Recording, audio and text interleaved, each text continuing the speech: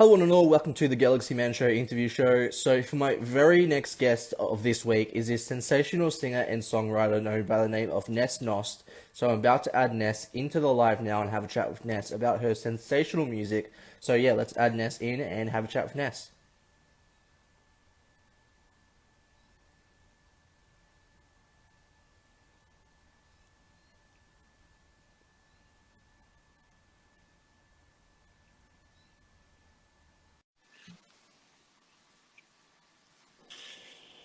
Hi. Hi Ness, how's it going? Hi. So good to meet you. It's going You too. great.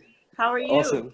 Really good, thanks. I just want to say first up, thank you so much for taking the time to join my show. It is such an incredible pleasure having you on the show today. Of To people course. that don't know who you are, Ness, if you can give like a bit of backstory about yourself, and then we'll dive right into the questions. Sure. So my name's Vanessa and my artist name is Ness Nost. I'm originally from Eastern Canada in Ontario, and I've been living on the west coast of Canada for the last 5, 6 years. And my journey in the arts has been a long, interesting, wavy one full of different twists and turns. I've been in music for a long time, but also in the performing arts, so acting. But music has been my mainstay for a long time, and my singer-songwriter journey continues. And that's a quick scoop. That's awesome. So we'll dive right into the questions now, Ness. So Sure. for my very first question, so you've actually created incredible original songs, and for the first original song I'm going to name is "Welcome to the Show." What hmm was it like? What was it like getting to create this one, and like, what's the whole meaning behind this one? So that one was it came from inspiration from being in the dead of winter in Canadian winters in the east, which are known to be pretty crippling and cold. Out of a bout of frustration I was having, I felt like life was sort of like watching myself on TV. It felt a bit surreal, and the winter can sometimes do that. It makes you feel detached from yourself and your life. And so that kind of was the beginning of the song, Welcome to the show meaning your life. And we all watch our own shows as we move through our lives. And it was one of those moments where I said, I need to write this. So I went at the time I was at my family farm in Ontario. I went to one of the barns and I just started playing a riff, and that's how I write. It's very simple. I don't start with lyrics. It's just a riff, a basic idea of a melody, and then it's ad lib until the right words come out, and that's how that was born.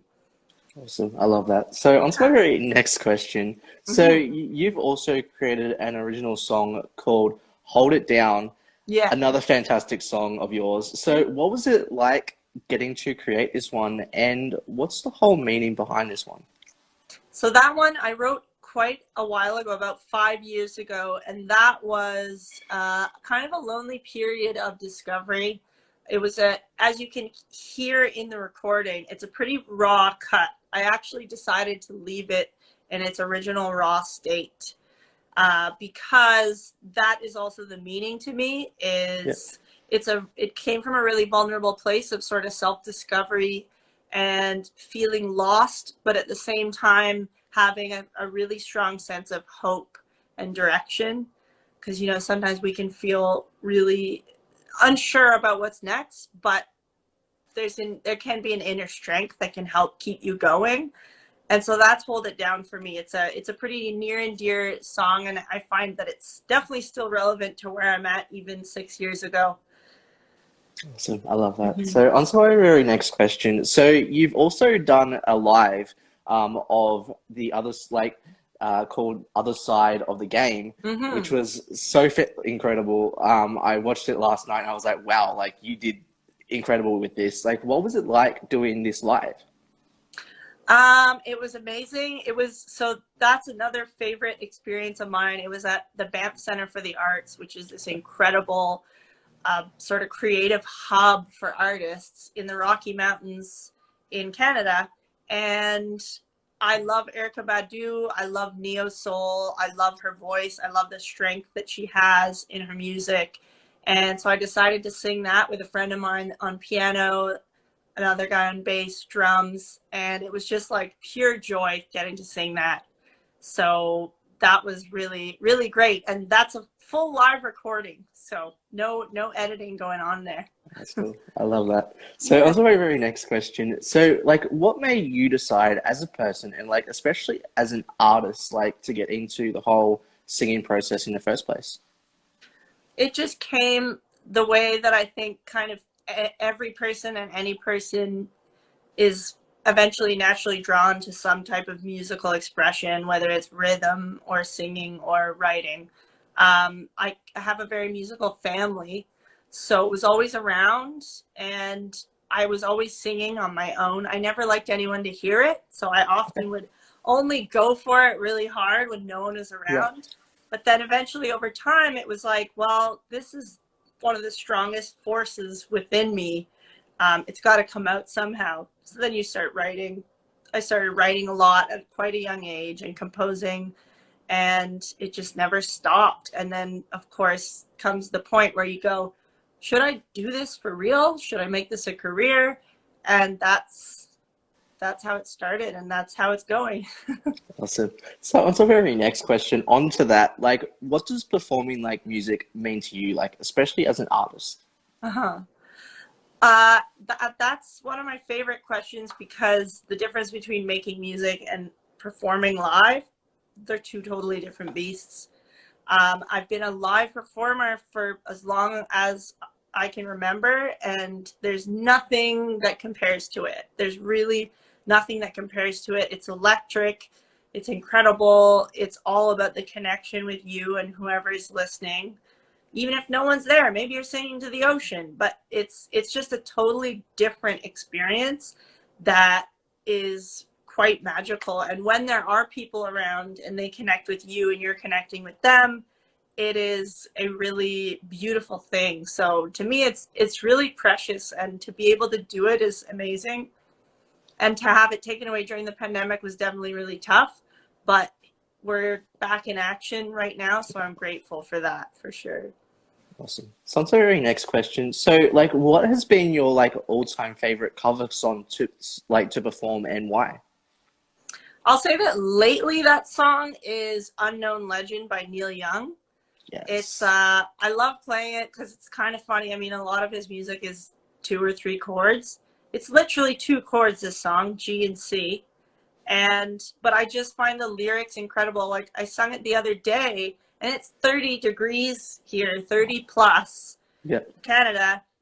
And so I was boiling hot, but the song, every time I sing it, it gives me goosebumps. So I actually had chills in the middle of a heat wave, no joke, because I just think I just connected the lyrics a lot, and I think it's a beautiful song. So that one is my current favorite one. Awesome. So on to the very next question. So if you could work with like any top three music artists in the music industry, like that you would vibe with the most, like who would they be and why? Um, I love James Blake. I think he does some incredible stuff. And so I definitely would want to work with him. Also, Anderson Paak. He's amazing. He drums, he sings, he produces. And Napalm from Hiatus Coyote. They're like this fantastic jazz, soul, neo soul R&B group. And I just really love their composition. Any one of those artists, I love their music, and I love how they make music. So for sure right now, I would say any one of those three. Awesome. So on to the very next question. So like if you could give like any advice to any upcoming artists that want to get into singing, like what advice would you give them and why? I would say it's something that I'm still learning and having to do is stick to what your strengths are and what comes naturally to you, because often what we'll do in the entertainment industry is there comes a certain point where you're like, I need to be more like this because that's what's successful, or that's what's trending, or that's what's working for that person. um, Eventually you realize that your uniqueness is the thing that is going to propel you forward. Although sticking to a formula might work for you, but your originality is the thing that is your greatest asset and success. So stick to what your vision is and how you create, because yeah, getting sidetracked with what other people are doing is just, it's never going to feel as genuine as your truth. Awesome. So on to our very next question. On to that, like, what advice would you give to your younger self, looking back over time? And yeah, what advice would you give to your younger self? Have fun and don't worry so much. That's what I would say, because I tend to get very in my head and analytical about what I'm doing and how I'm doing it and timeline. Why am I, you got to get this done now. You got to get to this point by this time. And I found that that really takes away from the joy of creation. So just have fun and don't worry about what the result is. Just create. Maybe you won't find your major success until you're 40 years old, and that doesn't matter. The pressure to be successful young is massive, it seems like. But I think most importantly is enjoying yourself while you're doing it. Otherwise, what's the point? Yeah, totally agree. So on to our very next question. So if you could go anywhere on tour and take your music anywhere, any country, like, where would it be and why? Yeah, that's a hard one. I've always dreamed of touring down, like through North America, like doing a full North American tour.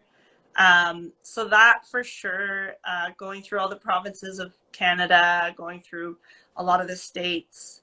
And then of course, so I guess I'm not naming one country, but that's definitely a top tour that I'd want to do. And then Europe, I mean, the UK, France, but I'll leave it there because you asked for only one. Awesome. I love that. So on to our very next question. So like, what are like the positive and negatives into the whole creating your own music in the music industry, and how do you get through those like negative moments as an artist? The positive is there's so many positives. I mean, it's fun. It's like very rewarding. It's interesting. It's cool to create. You discover a lot about yourself. You discover a lot about the world. You discover a lot about working with other people, collaborating. All of that takes different skills, and when you work in the creative arts and the performing arts, especially, you learn a lot of useful skills about life and people. The negative side can attach onto that, in that sometimes you'll work with people that are really difficult or try to exploit you or try to take advantage of you. That's a subject I'm very passionate about, is having more support in the music community for each other, because there are a lot of exploiters out there, whether it's big companies or labels or just people that work within the industry that kind of want to take the emerging artists' weaknesses and turn it for profit or to what's successful for them, and leave the artist at the other end dry, exhausted, and just kind of left with no support. So I think it's just really important to find people that have your back and that you have their back, and stick together and be savvy, like Yes. don't just say yes to a lot, but be careful, because there there's some twists and turns, and they will come no matter what you do or how prepared you are. They will come, the twists and turns.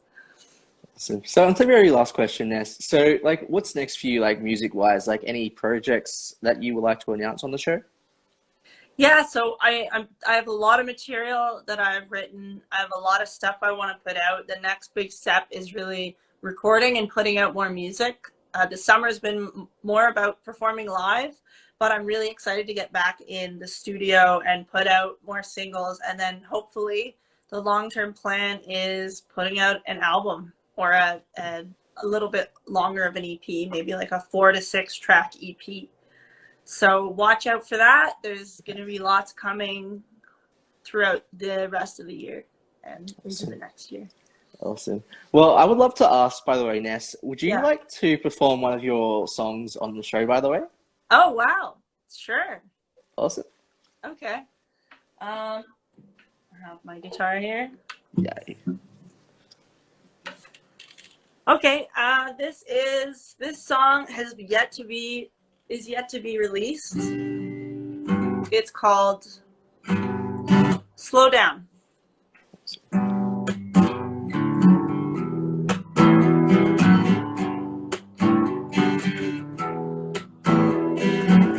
She's late getting up, not sure where she's been. Why? She looks right to her left to see cigarettes and gin. Why?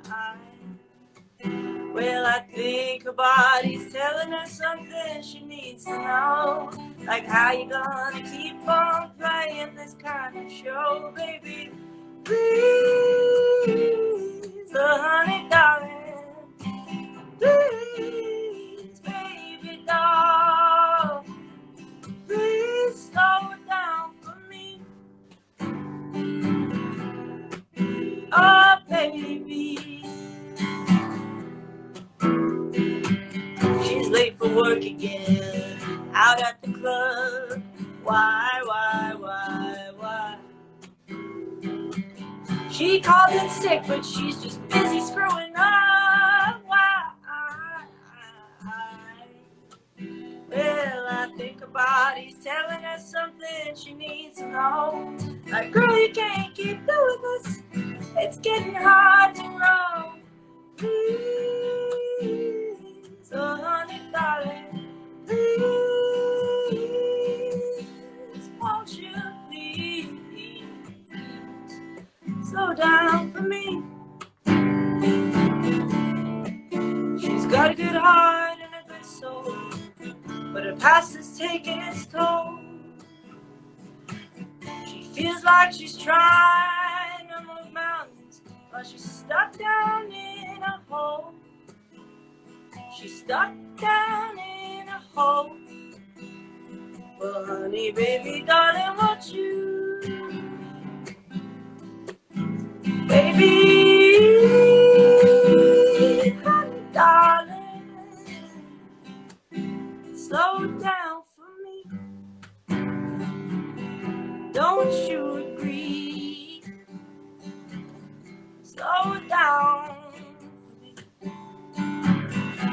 Oh, don't you agree? Wow.